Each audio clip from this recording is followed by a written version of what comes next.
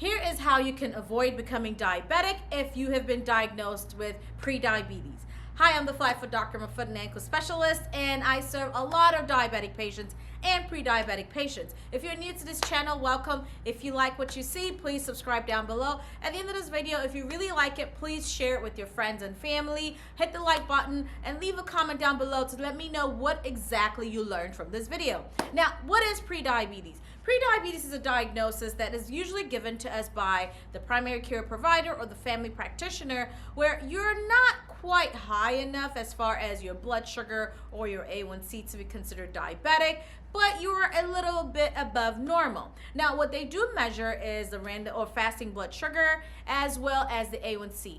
A1C is a measure of how your blood sugar is about 3 months. So it's being measured every 3 months. And in prediabetes, if it's about 5.7 to 6.4, then they usually put you in the pre-diabetic range.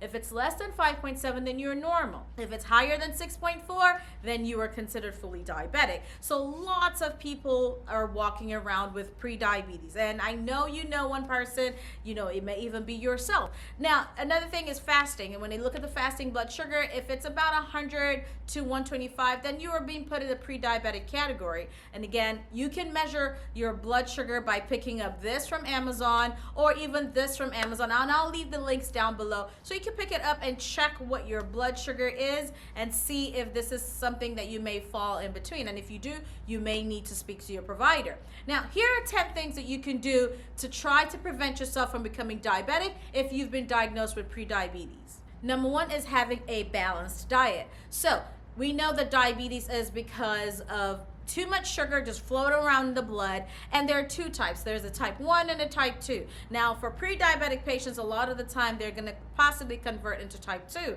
and that is when your body, even though it's producing insulin, it's not enough to take all the sugar that's in your blood and push them into the cells, and so they're just floating around. Sometimes you may be pre-diabetic because of insulin resistance. You have enough insulin going around, you're not obese, you have healthy habits, but you know, you're just insulin, your body is just not indicating or seeing the insulin that is supposed to take the sugar into the blood, into the cells.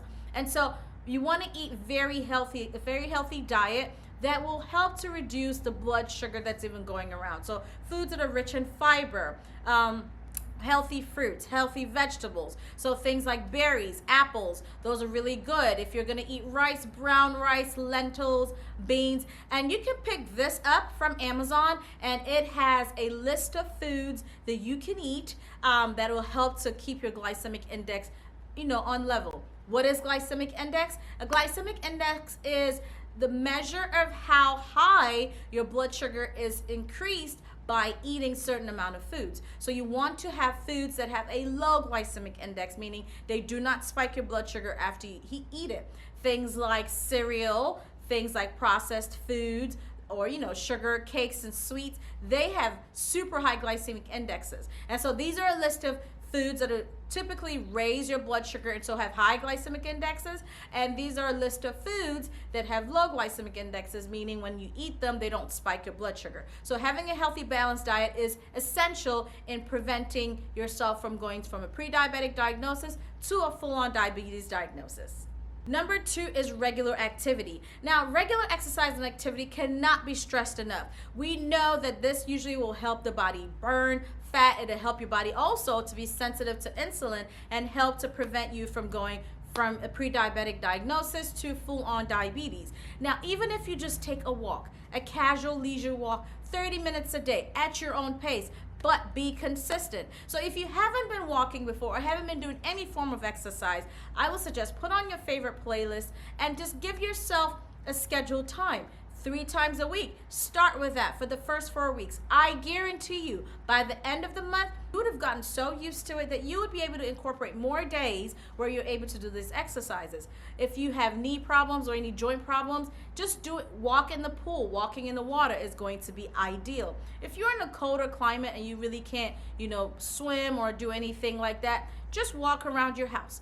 Walk around your apartment, you know, but give yourself a time. The goal is you just want to move. When you're walking, you're swinging your arms, you're swinging your legs, just enough to at least raise your heart rate a little bit and be consistent. If you mix that with a healthy diet, you will see some changes. making sure that you are managing your stress and also making sure that you're having great sleep habits. We know that a lot of people are going through a lot. The economy is crazy. We cannot begin to imagine what people are going through personally in their lives. All of this in combination with bad eating habits and lack of exercise could increase cortisol levels in our body, which increases stress and increases insulin resistance. Again, could tip us over from pre-diabetes to full-on diabetes. So it is essential that you manage your stress, you sleep appropriately. You don't want to get anything less than 6 hours. Typically, you want to optimally get 8 hours of sleep, but we know that sometimes we just can't. But you don't want to get less than 6 hours. And if you're sleeping, you want to have a deep, restful sleep. I would recommend this sleep mask that you can pick up from Amazon that really, really helped me personally when I was having problems sleeping and remaining in good REM sleep for an extended period of time. It is super awesome. It's not too tight on your face, and it really, really helps to improve your sleep and also help manage your stress.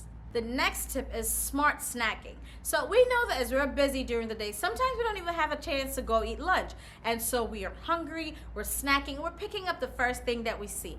Now, while you're doing that, make sure that whatever you're picking is low in sugar, okay? And you also want to make sure that it's also high in protein. You want to make sure the fat is a little controlled. You don't want things that are just filled with fat, of course. So things like yogurts, beef jerkies, or any kind of jerkies really, hard-boiled eggs, again, heavy protein meals or snacks will help to keep your blood levels stable, help to prevent your blood levels from spiking, and prevent you from tipping from pre-diabetes to diabetes. The next tip to help to prevent you from going pre-diabetes to full-on diabetes is supplements. So we have supplements that I really, really like this one here and this one here. Supplements that contain cinnamon, supplements that contain berberine, apple cider vinegar, turmeric, all of these are really, really good at managing blood sugar. Now, cinnamon has something inside of it called cinnamaldehyde that helps to improve blood sugar control, increase insulin sensitivity, and then helps to regulate blood sugar spikes, are really great additives to our food and our meals that can help to prevent you from going from pre-diabetes to full-on diabetes. Other things like turmeric, which have anti-inflammatory properties in it, and berberine, which actually helps in the cellular level to, again, improve insulin sensitivity, are great options. And you can pick up some of these samples here or here down in the link below. The next tip is to reduce processed foods. We all know that processed foods have hidden sugars in them. We can't see them, but if you read the label and go on Google, you will see how much sugars are being added to our food. So the more you can reduce processed foods, the better for you. Cook your meal. When our parents would say, there's food at home. Exactly. There's food at home. Cook your meals as much as you can. Now, we know we live in a busy society. And so if you're going to go to a fast food restaurant, just make healthier choices. They have salads there. They have grilled options. The interesting thing is one of my favorite grilled chicken from a fast food joint is KFC grilled chicken. It is so delicious and yummy. It's not breaded. It's not deep fried. And it is really, really seasoned nicely. So things like that, when you're making choices, just make smarter choices, avoid processed foods, and you will prevent yourself from becoming a full diabetic if you've been diagnosed with prediabetes.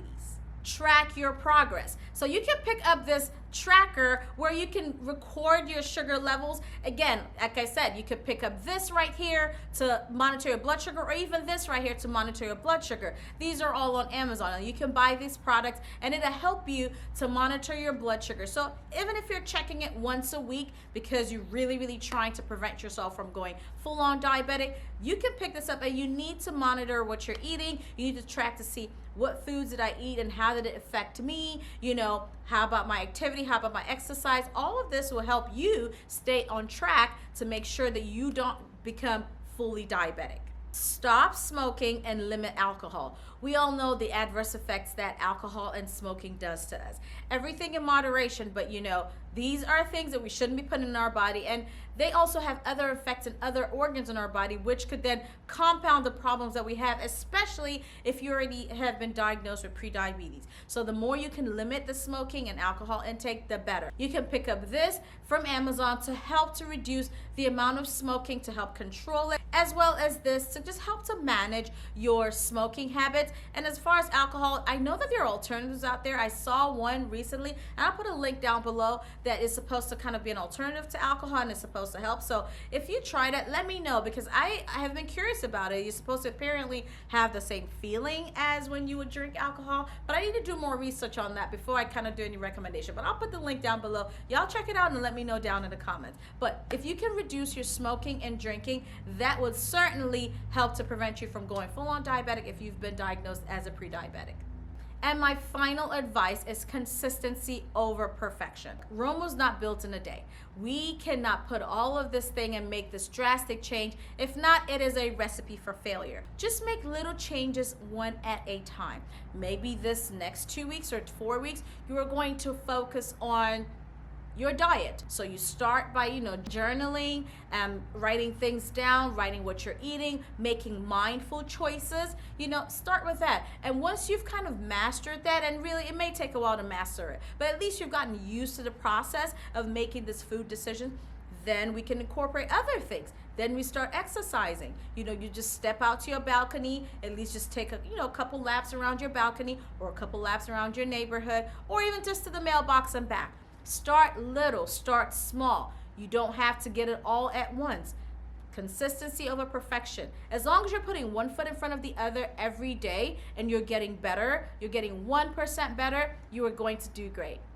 Thank you for staying till the end of this video. If you enjoyed this content, would you consider subscribing? I would really appreciate it. And also, please like this video and share with other people that you know are pre-diabetic. You may never know how this could be of a great help to them. If there are other topics that you want me to talk about, leave it down below. Please, if you have any comments or suggestions, also leave it down below. It's a Fly for Doctor. You can follow me on my other platforms. Till later, bye.